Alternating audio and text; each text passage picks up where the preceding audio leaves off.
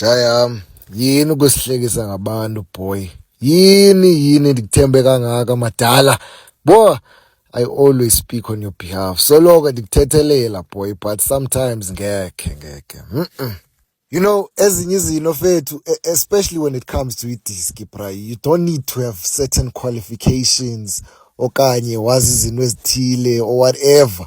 It's just by merely looking at things and assessing them that you identify uba ayikho le nto yenziwa apha.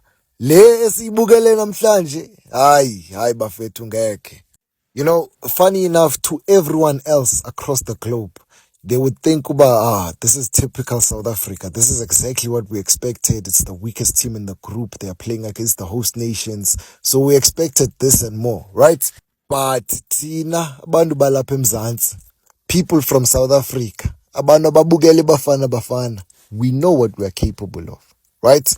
But the performance you saw in that game is a reflection of players being forced to play different roles, to occupy different positions, and ultimately they could not form any sense of chemistry, bruh. When have we ever played Ulal Foster and Ikram Reynolds together?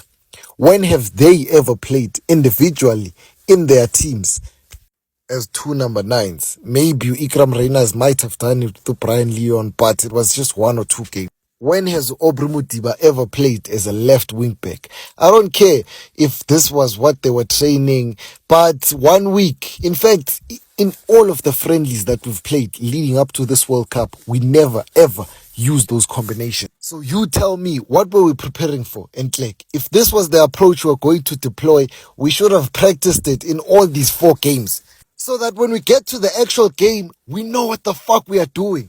Yeah, nabafethu, uBruce nakho esihlazisa ngelizwe. Yeah, senza weak.